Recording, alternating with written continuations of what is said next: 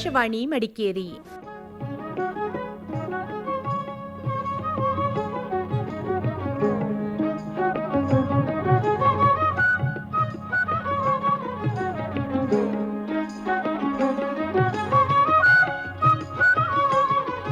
ಕಾರ್ಯಕ್ರಮ ಮಹಿಳಾ ಲೋಕ.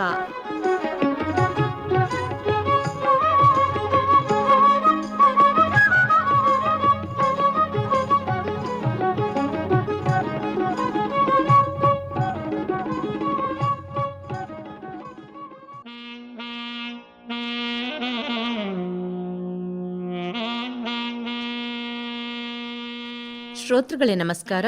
ಇವತ್ತಿನ ಮಹಿಳಾ ಲೋಕ ಕಾರ್ಯಕ್ರಮಕ್ಕೆ ತಮಗೆಲ್ಲ ಆತ್ಮೀಯವಾದ ಸ್ವಾಗತವನ್ನು ಬಯಸ್ತಾ ಇದ್ದೇನೆ. ನಿಮ್ಮ ರೇಡಿಯೋ ಗೆಳತಿ ವಿದ್ಯಾ. ಶ್ರೋತೃಗಳೇ, ಬರಲಿರುವ ರಂಜಾನ್ ಹಬ್ಬದ ಶುಭಾಶಯಗಳನ್ನು ಕೋರುತ್ತಾ ಇಂದು ಕೇಳಿ ಮಡಿಕೇರಿಯ ಅಹಮದಿಯಾ ಮುಸ್ಲಿಂ ಜಮಾತ್ನ ಮಹಿಳಾ ವಿಭಾಗದ ಸದಸ್ಯರಿಂದ ರಂಜಾನ್ ಹಬ್ಬದ ಪ್ರಯುಕ್ತ ವಿಶೇಷ ಕಾರ್ಯಕ್ರಮ.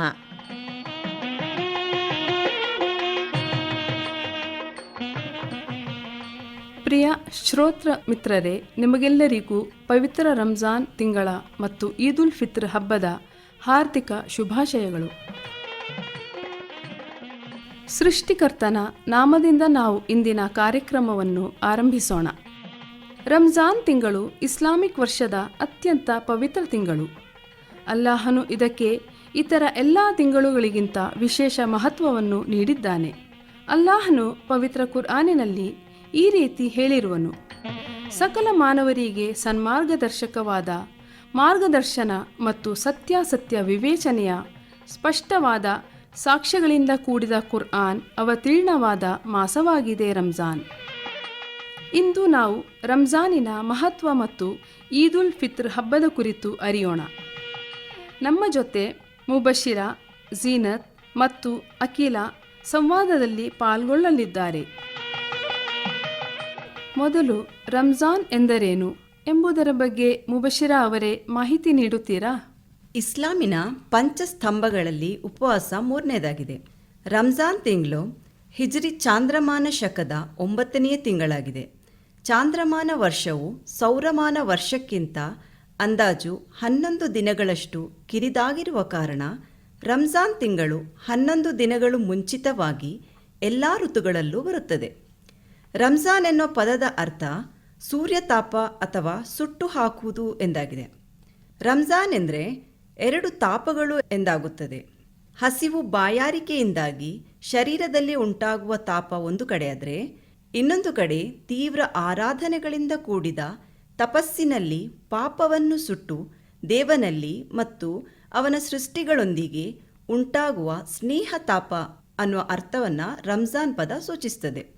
ರಂಜಾನ್ ತಿಂಗಳಿಗಿರುವ ಮಹತ್ವ ಅಂತಂದರೆ ಅದು ಮಾನವ ರಾಶಿಗೆ ಅನುಗ್ರಹೀತವಾದ ಸಂಪೂರ್ಣ ತತ್ವಗಳನ್ನೊಳಗೊಂಡ ಪವಿತ್ರ ಖುರಾನ್ ಅವತೀರ್ಣಗೊಂಡ ಮಾಸವಾಗಿದೆ. ನೀವೀಗ ರಂಜಾನಿನ ಕುರಿತಾಗಿ ಹೇಳಿದಿರಿ. ಉಪವಾಸದ ಮಹತ್ವದ ಕುರಿತು ಸ್ವಲ್ಪ ವಿವರವಾಗಿ ಹೇಳುತ್ತೀರಾ ಅಖಿಲ ಅವರೇ? ವ್ರತಾನುಷ್ಠಾನವು ಪ್ರಾಚೀನ ಧಾರ್ಮಿಕ ಆಚಾರವಾಗಿದೆ. ಪ್ರಾಚೀನ ಧರ್ಮಗಳ ಜನಸಾಮಾನ್ಯರು, ಪುರೋಹಿತರು, ಯಹೂದಿಯರು, ಕ್ರೈಸ್ತರು ಅದನ್ನು ಆಚರಿಸ್ತಿದ್ರು. ಆಯಾ ಧರ್ಮಗಳ ಉದ್ದೇಶಗಳು ಭಿನ್ನವಾಗಿದ್ದರೂ ಕೂಡ ದೇವನೊಂದಿಗೆ ಸಂಬಂಧ ಬೆಳೆಸುವ ಆತ್ಮಸಿದ್ಧತೆ ಎಂದು ಉಪವಾಸವನ್ನು ಪರಿಗಣಿಸಲ್ಪಟ್ಟಿದೆ. ವ್ಯತ್ಯಾಸಗಳೇನೇ ಇರಲಿ, ಪ್ರತಿಯೊಂದು ಧರ್ಮದವರು ತಮ್ಮದೇ ಆದ ರೀತಿಯಲ್ಲಿ ಉಪವಾಸವನ್ನು ಆಚರಿಸ್ತಾರೆ. ಪವಿತ್ರ ಕುರಾನಿನ ಅಧ್ಯಾಯ 2 ವಚನ 184ರಲ್ಲಿ ಈ ರೀತಿ ಹೇಳಲಾಗಿದೆ: ನಿಮ್ಮ ಪೂರ್ವಜರಿಗೆ ವಿಧಿಸಲಾದಂತೆ ನಿಮಗೆ ಸಹ ವ್ರತಾನುಷ್ಠಾನವನ್ನು ವಿಧಿಸಲಾಗಿದೆ. ನೀವು ನೈತಿಕ ಮತ್ತು ಆಧ್ಯಾತ್ಮಿಕ ನ್ಯೂನತೆಗಳಿಂದ ಸುರಕ್ಷಿತರಾಗಲು ಮತ್ತು ದೋಷಬಾಧೆಯ ಬಗ್ಗೆ ಜಾಗರೂಕರಾಗಲಿಕ್ಕೋಸ್ಕರ. ಮುಸ್ಲಿಮರಿಗಿಂತ ಹಿಂದಿನ ಮತಾವಲಂಬಿಗಳು ಉಪವಾಸ ವ್ರತವನ್ನು ಆಚರಿಸುತ್ತಿದ್ದರೆಂದು ಈ ವಚನದಿಂದ ತಿಳಿಯುತ್ತದೆ. ಹೀಗೆ ಉಪವಾಸವು ಮಾನವ ಇತಿಹಾಸದಲ್ಲಿ ಸದಾ ರೂಢಿಯಲ್ಲಿತ್ತೆಂದು ಕುರಾನ್ ಸಮರ್ಥಿಸಿದೆ. ಕುರ್ಆನಿನ ವಚನದೊಂದಿಗೆ ಉಪವಾಸದ ಮಹತ್ವದ ಬಗ್ಗೆ ಮಾಹಿತಿ ನೀಡಿದ್ದೀರಾ. ಈಗ ಪವಿತ್ರ ಕುರ್ಆನಿನ ಕುರಿತಾಗಿ ಒಂದು ಹಾಡು ಕೇಳೋಣ. ಹಾಡುವವರು ಝರೀನಾ ಮುಜೀಬ್, ರಚನೆ KM ಉಮರ್. ಆಲಿಸಿ ಕೇಳಿರೋ ಗೆಳೆಯರೆ, ಆಲಿಸಿ ಕೇಳಿರೋ, ಗೆಳೆಯರೆ ಆಲಿಸಿ ಕೇಳಿರೋ, ಮುತ್ತು ತುಂಬಿ ತುಳುಕುತ್ತಲಿರುವ ಕುರ್ಆನ್ ಓದಿರೋ, ಮುತ್ತು ತುಂಬಿ ತುಳುಕುತ್ತಲಿರುವ ಕುರ್ಆನ್ ಓದಿರೋ. ಬೆಳಗ್ಗೆ ಓದೋಣ ನಾವು ಬೆಳಗಾಗೋದೋಣ, ನಾವು ಬೆಳಗಾಗೋದೋಣ. ಬೆಳಗ್ಗೆ ನಿತ್ಯವು ಪ್ರಾರ್ಥನೆ ಮಾಡಿ ಕುರ್ಆನ್ ಓದೋಣ, ಬೆಳಗ್ಗೆ ನಿತ್ಯವು ಪ್ರಾರ್ಥನೆ ಮಾಡಿ ಕುರ್ಆನ್ ಓದೋಣ. ಶಾಂತಿಯು ದೊರಕುವುದು ನಮಗೆ, ಜ್ಞಾನವು ದೊರಕುವುದು ನಮಗೆ, ಜ್ಞಾನವು ದೊರಕುವುದು. ಶಾಂತಿ ಜ್ಞಾನದ ಜೊತೆಗೆ ಉತ್ತಮ ಕಾಂತಿಯು ದೊರಕುವುದು, ಶಾಂತಿ ಜ್ಞಾನದ ಜೊತೆಗೆ ಉತ್ತಮ ಕಾಂತಿಯು ದೊರಕುವುದು. ಪಾವನವಾಗುವುದು ಜೀವನ, ಪಾವನವಾಗುವುದು ಜೀವನ, ಪಾವನವಾಗುವುದು. ಪವಿತ್ರ ಕುರ್ಆನ್ ಪಾರಾಯಣದಿ ಪಾವನವಾಗುವುದು, ಪವಿತ್ರ ಕುರ್ಆನ್ ಪಾರಾಯಣದಿ ಪಾವನವಾಗುವುದು. ಕತ್ತಲು ಕವಿದಿತ್ತು ಲೋಕದಿ, ಕತ್ತಲು ಕವಿದಿತ್ತು ಲೋಕದಿ, ಕತ್ತಲು ಕವಿದಿತ್ತು. ಕತ್ತಲು ಕವಿದ ಮಾನವ ಲೋಕಕ್ಕೆ ಕುರ್ಆನ್ ಬೇಕಿತ್ತು, ಕತ್ತಲು ಕವಿದ ಮಾನವ ಲೋಕಕ್ಕೆ ಕುರ್ಆನ್ ಬೇಕಿತ್ತು. ಕೊಳೆಯು ತುಂಬಿತ್ತು ಲೋಕದಿ, ಕೊಳಕು ತುಂಬಿತ್ತು ಲೋಕದಿ, ಕೊಳಕು ತುಂಬಿತ್ತು. ಕೊಳಕು ತುಂಬಿ ತುಳುಕುವ ನೀರಲಿ ತಾವರೆ ಅರಳಿತ್ತು, ಕೊಳಕು ತುಂಬಿ ತುಳುಕುವ ನೀರಲಿ ತಾವರೆ ಅರಳಿತ್ತು. ಅರೇಬ್ಯ ರಾಜ್ಯದಲ್ಲಿ ನಮ್ಮ ಪ್ರವಾದಿ ಜನಿಸಿದರು, ನಮ್ಮ ಪ್ರವಾದಿ ಜನಿಸಿದರು. ಅರಳಿದ ತಾವರೆ ಮುಹಮ್ಮದ್ ನಬಿಗೆ ಗ್ರಂಥವು ಲಭಿಸಿತ್ತು, ಅರಳಿದ ತಾವರೆ ಮುಹಮ್ಮದ್ ನಬಿಗೆ ಗ್ರಂಥವು ಲಭಿಸಿತ್ತು. ಉತ್ತಮರಾಗೋಣ ನಾವು ಸಜ್ಜನರಾಗೋಣ, ನಾವು ಸಜ್ಜನರಾಗೋಣ. ಉತ್ತಮ ಶಿಷ್ಯರ ಸಾಲನು ಸೇರುತ್ತ ಕುರ್ಆನ್ ಓದೋಣ, ಉತ್ತಮ ಶಿಷ್ಯರ ಸಾಲನು ಸೇರುತ್ತ ಕುರ್ಆನ್ ಓದೋಣ. ಅರ್ಥವ ತಿಳಿಯೋಣ ಕುರ್ಆನ್ ಅರ್ಥವ ತಿಳಿಯೋಣ, ಕುರ್ಆನ್ ಅರ್ಥವ ತಿಳಿಯೋಣ. ಅರ್ಥವ ತಿಳಿದು ಸತ್ಯವ ಗಳಿಸಿ ಧನ್ಯರಾಗೋಣ, ಅರ್ಥವ ತಿಳಿದು ಸತ್ಯವ ಗಳಿಸಿ ಧನ್ಯರಾಗೋಣ.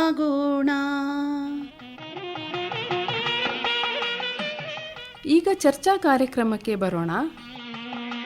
ಉಪವಾಸದ ತತ್ವಗಳೇನೆಂದು ಹೇಳುತ್ತೀರಾ ಜೀನತ್ ಅವರೇ? ಉಪವಾಸ ಎಂದರೆ ಹಸಿವು ಮತ್ತು ಬಾಯಾರಿಕೆಯಿಂದ ಇರುವುದು ಮಾತ್ರವಲ್ಲ, ಬದಲಿಗೆ ಇದು ಒಂದು ತತ್ವವನ್ನು ಹೊಂದಿದೆ ಮತ್ತು ಅದರ ಪರಿಣಾಮವನ್ನು ಅಥವಾ ಪ್ರಭಾವವನ್ನು ಅನುಭವದ ಮೂಲಕ ತಿಳಿಯಬಹುದಾಗಿದೆ. ಆಹಾರ ಕಡಿಮೆಯಾದಂತೆ ಆತ್ಮ ಪರಿಶುದ್ಧವಾಗುತ್ತದೆ. ಭೌತಿಕ ಆಹಾರವನ್ನು ಕಡಿಮೆಗೊಳಿಸಿ ಆಧ್ಯಾತ್ಮಿಕ ಆಹಾರವನ್ನು ಹೆಚ್ಚಿಸುವುದೇ ಉಪವಾಸದ ನೈಜ ಉದ್ದೇಶವಾಗಿದೆ. ಯಾರು ಅಲ್ಲಾಹನಿಗಾಗಿ ಉಪವಾಸ ಮಾಡುತ್ತಾನೋ ಅವನು ತನ್ನ ಆಧ್ಯಾತ್ಮಿಕ ಪೋಷಣೆಗಾಗಿ ಅಲ್ಲಾಹನನ್ನು ಸ್ತುತಿಸುವುದರಲ್ಲಿ, ಅವನ ಪ್ರಾರ್ಥನೆ ಮಾಡುವುದರಲ್ಲಿ ಮತ್ತು ಆತನ ಏಕತೆಯನ್ನು ಪಠಿಸುವುದರಲ್ಲಿ ಮಗ್ನನಾಗಿರುತ್ತಾನೆ. ಉಪವಾಸ ವ್ರತವನ್ನು ಆಚರಿಸುವವರು ಕಟ್ಟುನಿಟ್ಟಾದ ನಿಯಮಗಳನ್ನು ಪಾಲಿಸಬೇಕೆಂದು ಇಸ್ಲಾಂ ಧರ್ಮವು ಆಜ್ಞಾಪಿಸಿದೆ. ಸುಳ್ಳು ಮತ್ತು ಕೆಟ್ಟ ನಡವಳಿಕೆಗಳನ್ನು ತ್ಯಜಿಸದೆ ಕೇವಲ ಹಸಿವು ಮತ್ತು ಬಾಯಾರಿಕೆಯಿಂದ ಮಾಡಿದ ಉಪವಾಸವನ್ನು ಅಲ್ಲಾಹನು ಅಂಗೀಕರಿಸುವುದಿಲ್ಲ ಎಂದು ಹಜರತ್ ಪೈಗಂಬರ್ ಸಲ್ಲಲ್ಲಾಹು ಅಲೈಹಿ ವಸಲ್ಲಂ ಅವರು ಹೇಳಿರುವರು. ಹಾಗೆಯೇ ವ್ರತದೀಕ್ಷೆ ತೊಟ್ಟವನು ಜಗಳ ಮಾಡುವುದಾಗಲಿ, ಪರದೂಷಣೆ, ಅಸೂಯೆ, ಅಹಂಕಾರ, ದ್ವೇಷ, ಅಶ್ಲೀಲದ ಮಾತುಗಳನ್ನು ಆಡುವುದಾಗಲಿ ಮಾಡಬಾರದು. ಉಪವಾಸದ ತತ್ವದ ಬಗ್ಗೆ ಅರಿವು ನೀಡಿದ್ದೀರಾ? ಈ ಉಪವಾಸದ ಸಮಯದಲ್ಲಿ ನಿಯಮಗಳೇನಾದರೂ ಇದೆಯಾ? ಇದರ ಬಗ್ಗೆ ಸ್ವಲ್ಪ ಮಾಹಿತಿ ನೀಡುತ್ತೀರಾ ಮುಬಶಿರ ಅವರೇ? ಹಾಂ, ಪ್ರತಿದಿನ ಉಪವಾಸ ಆರಂಭವಾಗೋದು ಸೂರ್ಯೋದಯಕ್ಕೆ ಅಂದಾಜು 1.25 ಗಂಟೆ ಮೊದಲು, ಅಂದರೆ ನಸುಕಿನ ಸಮಯದಲ್ಲಾಗಿದೆ. ಈ ನಿಗದಿತ ಸಮಯಕ್ಕಿಂತ ಮುಂಚಿತವಾಗಿ ಆಹಾರ ಸೇವಿಸುವ ಕ್ರಮವಿದ್ದು ಇದನ್ನು ಸಹರಿ ಭೋಜನ ಎಂತಾರೆ. ಸೂರ್ಯಾಸ್ತಮಾನದ ತನಕ ಆಹಾರ ಪಾನೀಯ ಸೇವಿಸುವುದು ಮತ್ತು ಪತಿ ಪತ್ನಿಯರ ಲೈಂಗಿಕ ಸಂಪರ್ಕ ನಿಷಿದ್ಧವಾಗಿದೆ. ಸೂರ್ಯಾಸ್ತಮಾನವಾದ ಕೂಡಲೇ ಆಹಾರ ಪಾನೀಯಗಳನ್ನು ಸೇವಿಸಿ ಉಪವಾಸವನ್ನು ಮುಕ್ತಾಯಗೊಳಿಸಲಾಗ್ತದೆ. ಇದನ್ನು ಇಫ್ತಾರ್ ಅಂತ ಹೇಳ್ತಾರೆ. ಖರ್ಜೂರ ತಿಂದು ಉಪವಾಸವನ್ನು ಬಿಡುವುದು ಉತ್ತಮವಾಗಿದೆ. ಹಜರತ್ ಪೈಗಂಬರ್ ಸಲ್ಲಲ್ಲಾಹು ಅಲೈಹಿ ವಸಲ್ಲಂ ರವರು ಹೀಗೆ ಮಾಡುತ್ತಿದ್ದರು. ಖರ್ಜೂರ ಸಿಗದಿದ್ದರೆ ನೀರನ್ನು ಕುಡಿದು ಉಪವಾಸವನ್ನು ಕೊನೆಗೊಳಿಸಬಹುದು. ಇದರ ನಂತರ ನಮ್ಮ ದಿನನಿತ್ಯದ ಚಟುವಟಿಕೆಗಳನ್ನು ಮಾಡಬಹುದು. ಹಜರತ್ ಪೈಗಂಬರ್ ಸಲ್ಲಲ್ಲಾಹು ಅಲೈಹಿ ವಸಲ್ಲಂ ಖರ್ಜೂರದಿಂದ ಉಪವಾಸ ಮುಕ್ತಾಯಗೊಳಿಸುತ್ತಿದ್ದರು ಎಂದು ಹೇಳಿದ್ದೀರಾ? ಈಗ ಅವರ ಕೆಲವು ನುಡಿಮುತ್ತುಗಳನ್ನು ಕೇಳೋಣ. ಹೇಳಲಿದ್ದಾರೆ ರಿದಾ ಸುಮನ್. ಉಪವಾಸ ಗುರಾಣಿಯಾಗಿದೆ. ನಿಮ್ಮಲ್ಲಿ ಯಾರಾದರೂ ಉಪವಾಸಿಗನಾಗಿದ್ದರೆ ಆತನು ಅನಾವಶ್ಯಕವಾಗಿ ಮಾತನಾಡಬಾರದು, ಜಗಳ ಮಾಡಬಾರದು, ಬೈಯಬಾರದು. ಯಾರಾದರೂ ಜಗಳಕ್ಕೆ ಬಂದರೆ ನಾನು ಉಪವಾಸಿಗ ಎಂದು ಹೇಳಲಿ. ನೀವು ರಂಜಾನ್ ಚಂದ್ರೋದಯವನ್ನು ಕಂಡರೆ ಉಪವಾಸ ಅನುಷ್ಠಾನಗೊಳಿಸಿರಿ. ಶವ್ವಾಲ್ನ ಚಂದ್ರೋದಯವನ್ನು ಕಂಡರೆ ಉಪವಾಸವನ್ನು ತ್ಯಜಿಸಿರಿ. ಮೋಡದ ಕಾರಣದಿಂದ ಚಂದ್ರೋದಯವನ್ನು ಕಾಣದಿದ್ದರೆ ಶಅಬಾನ್ ತಿಂಗಳು 30 ದಿನಗಳನ್ನು ಪೂರ್ಣಗೊಳಿಸಿರಿ. ಅಲ್ಲಾಹನು ಹೇಳುತ್ತಾನೆ, ಆಹಾರ ಪಾನೀಯಗಳನ್ನು, ದೇಹಚ್ಛೆಯನ್ನು ಮನುಷ್ಯನು ನನಗೋಸ್ಕರ ತ್ಯಜಿಸುತ್ತಾನೆ. ಆದದ್ದರಿಂದ ಉಪವಾಸ ನನಗಾಗಿದೆ, ನಾನು ಅದಕ್ಕೆ ಪ್ರತಿಫಲ ನೀಡುವೆನು. ಯಾವುದೇ ಸತ್ಕರ್ಮಕ್ಕೆ ಕಡಿಮೆ ಎಂದರೆ 10 ಪಾಲು ಪ್ರತಿಫಲ ಲಭಿಸುವುದು.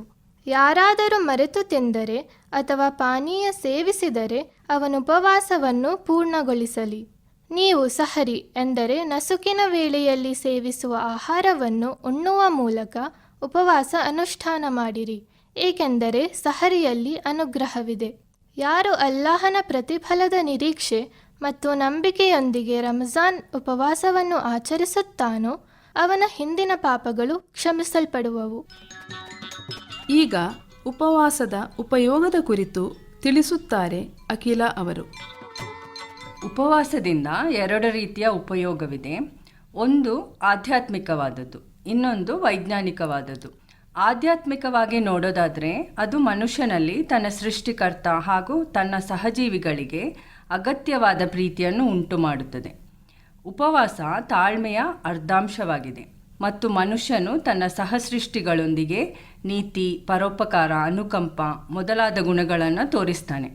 ತನಗೆ ದೈವದತ್ತವಾದ ಜ್ಞಾನ, ಐಶ್ವರ್ಯ ಇನ್ನಿತರ ಅನುಗ್ರಹಗಳ ಬಾಗಿಲನ್ನು ಅನ್ಯರಿಗೂ ತೆರೆಯುತ್ತಾನೆ. ಈ ರೀತಿ ಉಪವಾಸವು ಮನುಷ್ಯ ಜೀವನವನ್ನು ಪಾಪರಹಿತವೂ ಪಾವಿತ್ರವೂ ಮಾಡುವಂತಹ ಪ್ರಾಯೋಗಿಕ ತರಬೇತಿಯಾಗಿದೆ. ಇನ್ನು ವೈಜ್ಞಾನಿಕವಾಗಿ ನೋಡೋದಾದರೆ ಲಂಘನಂ ಪರಮೌಷಧಂ ಎಂದರೆ ಉಪವಾಸ ಅನೇಕ ಕಾಯಿಲೆಗಳಿಗೆ ಔಷಧಿಯಾಗಿ ಕೆಲಸ ಮಾಡ್ತದೆ.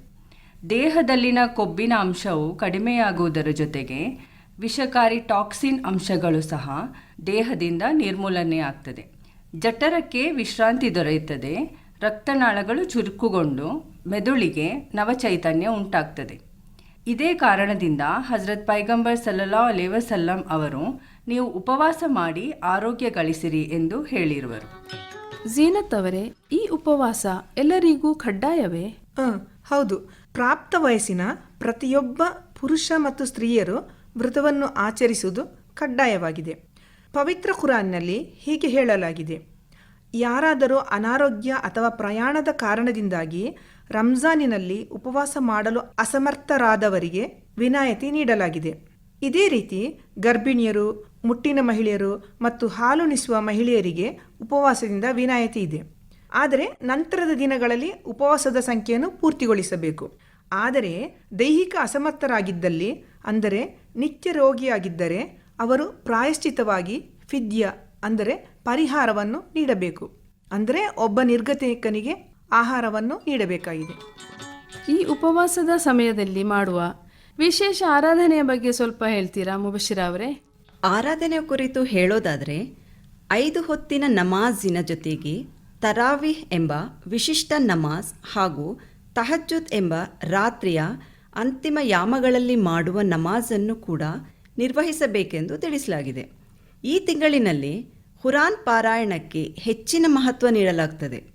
ರಂಜಾನ್ ತಿಂಗಳ ಕೊನೆಯ 10 ದಿನಗಳು ಮೋಕ್ಷದ ದಿನಗಳಾಗಿವೆ. ಲೈಲತುಲ್ ಖದ್ರ್ ಎನ್ನುವ ಅತಿ ಮಹತ್ತಾದ ಅನುಗ್ರಹದ ರಾತ್ರಿ ಕೊನೆಯ 10 ದಿನಗಳ ಬೆಸ ಸಂಖ್ಯೆಯ ರಾತ್ರಿಗಳಲ್ಲಿ ಒಂದಾಗಿರ್ತದೆ. ಈ ಶ್ರೇಷ್ಠವಾದ ರಾತ್ರಿಯಲ್ಲಿ ಯಾರ ಪ್ರಾರ್ಥನೆ ಅಲ್ಲಾಹನಿಗೆ ಸ್ವೀಕಾರವಾಗುತ್ತದೋ ಅವರಿಗೆ 1000 ತಿಂಗಳ ಆರಾಧನೆಗಳಿಗಿಂತಲೂ ಹೆಚ್ಚಿನ ಪ್ರತಿಫಲ ದೊರೆಯುತ್ತದೆ ಎಂದು ಹೇಳಲಾಗಿದೆ. ಸತ್ಯವಿಶ್ವಾಸಿಯ ಪಾಲಿಗೆ ರಂಜಾನ್ ಯಾವ ನೈತಿಕ ಚಾರಿತ್ರಿಕ ಪಾಠವನ್ನು ಗಳಿಸಲು ಪ್ರೇರೇಪಿಸುತ್ತದೋ ಅದು ಉಳಿದ ತನ್ನ 11 ತಿಂಗಳ ಜೀವನದಲ್ಲೂ ಗೋಚರವಾಗಬೇಕಾದ ಅಗತ್ಯವಿದೆ. ಇನ್ನು ಮುಂದೆ ಒಂದು ಸೌಹಾರ್ದ ಗೀತೆಯನ್ನು ಕೇಳೋಣ. ಬರ್ಕತ್, ರೂಮಾನ್ ಮತ್ತು ಜರೀನಾ ಅವರಿಂದ. ರಚನೆ SV ಜೈನುದ್ದೀನ್, ಭಾಷಾಂತರ KM ಉಮರ್. ಹಿಂದೂ ಮುಸ್ಲಿಂ ಕ್ರೈಸ್ತವರೆಲ್ಲರೂ ಏಕ ಕುಟುಂಬದ ಬಾಂಧವರು. ಸಿಖ್ಖರು, ಪಾರಸಿ, ಜೈನರು, ಬೌದ್ಧರು ಎಲ್ಲರೂ ಒಂದೇ ನಮ್ಮವರು. ವಿಶ್ವವ ಸೃಷ್ಟಿಸಿ ಪಾಲಿಸೋ ದೇವ ಏಕನೆಂದೋದಿವೆ ಗ್ರಂಥಗಳು. ವಿವಿಧ ಧರ್ಮದ ಮನುಜರೆಲ್ಲರೂ ಆ ಸೃಷ್ಟಿಕರ್ತನ ಮಕ್ಕಳು. ಉಷ್ಣವು ಶೈತ್ಯವು ಚರ್ಮದ ಮೇಲಣ ವರ್ಣಗಳನ್ನು ಮಾರ್ಪಡಿಸಿದರು. ನಾಡಿಯಲ್ಲೋಡುವ ರಕುತದ ವರ್ಣವು ಒಂದೇ ಅಲ್ಲವೇ ನಮ್ಮಲ್ಲಿ. ಸತ್ಯವ ಗ್ರಹಿಸಲು ಬುದ್ಧಿಯು ನಮಗಿದೆ, ನಿತ್ಯ ಕಚ್ಚಾಡಲು ಕಾರಣವೇನಿದೆ. ಯುಕ್ತಿ, ವಿಶ್ವಾಸ, ಆದರ್ಶ ಪ್ರಜ್ಞೆಯು ಮನುಜರ ತಮ್ಮ ಮನೋಭಾವ. ನಲ್ಮೆಯ ಸ್ನೇಹದ ಸೌಮ್ಯ ಸ್ವಭಾವದ ಮೇಲ್ಮೆಯ ಹುಡುಕಿ ಸಾಧಿಸುವ. ಸೃಷ್ಟಿಕರ್ತನ ಸದ್ಗುಣ ಕೀರ್ತನೆ ನಿತ್ಯ ನಾವು ಕೊಂಡಾಡುವ. ಹಿಂದೂ ಮುಸ್ಲಿಂ ಕ್ರೈಸ್ತವರೆಲ್ಲರೂ ಏಕ ಕುಟುಂಬದ ಬಾಂಧವರು. ಏಕ ಕುಟುಂಬದ ಬಾಂಧವರು. ಈಗ ರಂಜಾನ್ ತಿಂಗಳ ದಾನ ಧರ್ಮಗಳ ಬಗ್ಗೆ ಹೇಳ್ತೀರಾ ಅಖಿಲ ಅವರೇ? ರಂಜಾನ್ ತಿಂಗಳು ದಾನ ಧರ್ಮಗಳಿಗೆ ವಿಶೇಷ ಪ್ರಾಮುಖ್ಯತೆ ನೀಡಿರುವ ಪುಣ್ಯ ಮಾಸವಾಗಿದೆ. ಝಕಾತ್ ಎನ್ನುವ ದಾನ ಧರ್ಮ ಸರ್ವಕಾಲಕ್ಕೂ ನಿರ್ಬಂಧವಾಗಿರುವ ಇಸ್ಲಾಮಿನ 4ನೇ ಆರಾಧನಾ ಕರ್ಮವಾಗಿದೆ. ದಾನ ಧರ್ಮವೆನ್ನುವುದು ಶ್ರೀಮಂತರ ಔದಾರ್ಯವಲ್ಲ, ಅದು ನಿರ್ಗತಿಕರ ಅವಕಾಶ ಎನ್ನುವ ಇಸ್ಲಾಂ ಧರ್ಮವು ಉಪವಾಸ ಮಾಡುವವನು ತಾನು ಅನುಭವಿಸುವ ಹಸಿವೆಯ ಮೂಲಕ ಬಡವರ ಹಸಿವೆಯನ್ನು ಮನವರಿಕೆ ಮಾಡಿಕೊಂಡು ಅವರಿಗೆ ಸಹಾಯ ಮಾಡಬೇಕೆಂದು ಆಜ್ಞಾಪಿಸಿದೆ. ಸದಕತುಲ್ ಫಿತ್ರ್ ಅಥವಾ ಫಿತ್ರ್ ಝಕಾತ್ ಇದು ಕೂಡ ಬಡವರಿಗೆ ಮತ್ತು ನಿರ್ಗತಿಕರಿಗೆ ನಿಶ್ಚಯಿಸಿದ ದಾನ ಧರ್ಮವಾಗಿದೆ. ಇದು ಈದ್ ನಮಾಜ್ಗಿಂತ ಮೊದಲು ಪ್ರತಿಯೊಬ್ಬರೂ ಕಡ್ಡಾಯವಾಗಿ ಕೊಡಬೇಕಾಗಿದೆ. ಈಗ ಕೊನೆಯದಾಗಿ ಈದ್ ಹಬ್ಬದ ಆಚರಣೆಯ ಕುರಿತಾಗಿ ತಿಳಿಸುತ್ತೀರಾ ಜೀನತ್ ಅವರೇ? ಆಯಿತು. ಹಬ್ಬದ ಕುರಿತು ಹೇಳುವುದಾದರೆ, ರಂಜಾನ್ ತಿಂಗಳು ಮುಕ್ತಾಯವಾಗಿ ಶವ್ವಾಲ್ ತಿಂಗಳ 1ನೇ ದಿನದಂದು ಈದ್ ಉಲ್ ಫಿತ್ರ್ ಹಬ್ಬವನ್ನು ಆಚರಿಸಲಾಗ್ತದೆ. 1 ತಿಂಗಳ ಕಾಲದ ತೀವ್ರ ತಪಸ್ಸಿನ ವಿಜಯಕರ ಪರಿಸಮಾಪ್ತಿಯ ಆತ್ಮಾನಂದದ ಸಂಕೇತವಾಗಿದೆ ಈ ಹಬ್ಬದ ಆಚರಣೆ. ಆ ದಿನ ಬೆಳಿಗ್ಗೆ ಎಲ್ಲ ಮುಸ್ಲಿಮರು ಸಮೂಹ ಪ್ರಾರ್ಥನೆಗಾಗಿ ಈದ್ಗಾ ಮತ್ತು ಮಸೀದಿಗಳಲ್ಲಿ ಜಮಾಯಿಸ್ತಾರೆ. ಈ ದಿನ ಸಂಬಂಧಿಕರ ಮನೆಗಳಿಗೆ ಭೇಟಿ ನೀಡುವುದು, ರೋಗಿಗಳನ್ನು ಸಂದರ್ಶಿಸುವುದು, ಅನಾಥ ಮಕ್ಕಳಿಗೆ, ವಿಧವೆಯರಿಗೆ, ನಿರ್ಗತಿಕರಿಗೆ ದಾನ ಮಾಡುವುದು ಈ ಹಬ್ಬದ ವೈಶಿಷ್ಟ್ಯವಾಗಿದೆ. ಅದೇ ರೀತಿ ನಾವು ತಯಾರಿಸಿದ ಆಹಾರ ಪದಾರ್ಥಗಳನ್ನು ಅವರಿಗೂ ಕೊಟ್ಟು ನಮ್ಮ ಸಂತೋಷವನ್ನು ಅವರೊಂದಿಗೆ ಹಂಚಿಕೊಳ್ತೇವೆ. ಈದ್ ಆಚರಣೆಯು ಮುಖ್ಯವಾಗಿ 2 ವಿಷಯಗಳನ್ನು ಒಳಗೊಂಡಿದೆ. ಒಂದನೆಯದು ಸೃಷ್ಟಿಕರ್ತನ ಆರಾಧನೆ. ಇದು ಸೃಷ್ಟಿಕರ್ತನು ದಯಪಾಲಿಸಿದ ಮಾರ್ಗದರ್ಶನ ಮತ್ತು ಅವನು ನೀಡಿದ ಅನುಗ್ರಹಗಳಿಗಾಗಿ ಕೃತಜ್ಞತೆ ಅರ್ಪಿಸುವುದು. ಎರಡನೆಯದು ಸಹಜೀವಿಗಳ ಬಗ್ಗೆ ಸಹಾನುಭೂತಿ ತೋರಿಸುವುದಾಗಿದೆ. ಇಲ್ಲಿಗೆ ನಮ್ಮ ಈ ಕಾರ್ಯಕ್ರಮವನ್ನು ಮುಗಿಸುತ್ತಿದ್ದೇವೆ. ನಿರೂಪಣೆ ಮಾಡಿದ ನಾನು ನಸೀರಾ ರಫಿ. ಎಲ್ಲರಿಗೂ ರಂಜಾನ್ ಹಬ್ಬದ ಶುಭಾಶಯಗಳು. ನಮಸ್ಕಾರ. ಶ್ರೋತೃಗಳೇ, ಇದುವರೆಗೆ ಮಡಿಕೇರಿಯ ಅಹಮದಿಯಾ ಮುಸ್ಲಿಂ ಜಮಾತ್ನ ಮಹಿಳಾ ವಿಭಾಗದ ಸದಸ್ಯರಿಂದ ರಂಜಾನ್ ಹಬ್ಬದ ಪ್ರಯುಕ್ತ ವಿಶೇಷ ಕಾರ್ಯಕ್ರಮ ಕೇಳಿದಿರಿ.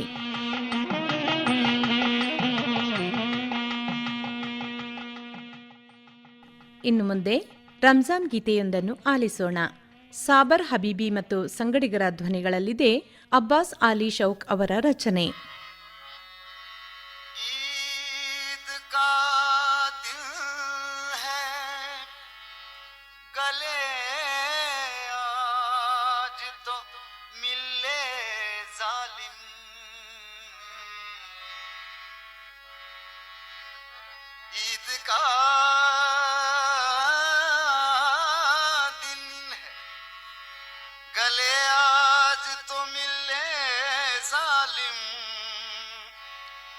रस्म दुनिया भी है, मौसम भी है, दस्तूर भी है.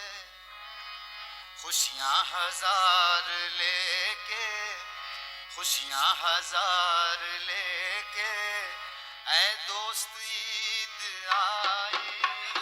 खुशियाँ हजार लेके ऐ दोस्त ईद आई. खुशियाँ हजार लेके ऐ दोस्त ईद आई. खुशियाँ हजार लेके ऐ दोस्त ईद आई. खुशियाँ हजार लेके ऐ दोस्त ईद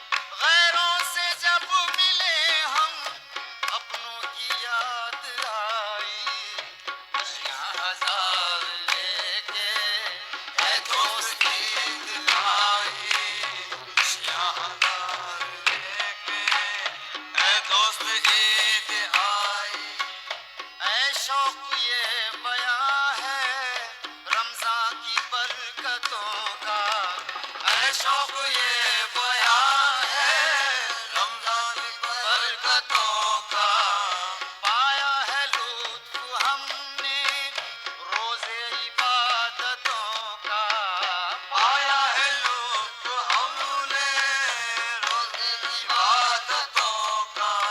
एक माह में मिली है एक साल की कमाई, खुशियां हजार लेके है दोस्त ईद आई, खुशियां हजार लेके है दोस्त ईद आई।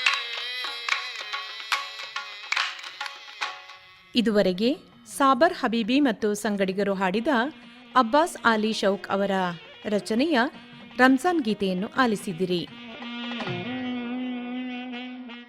ಇದಾಗಿತ್ತು ಇಂದಿನ ಮಹಿಳಾ ಲೋಕ. ಕಾರ್ಯಕ್ರಮ ನಿರ್ವಹಣೆ ಪಿಎಂ ಜಗದೀಶ್.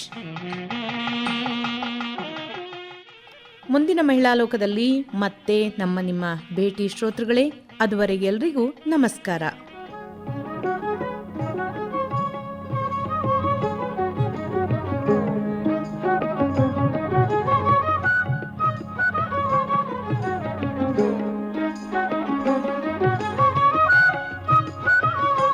ಮಹಿಳಾ ಲೋಕ ಪ್ರಸಾರವಾಯಿತು.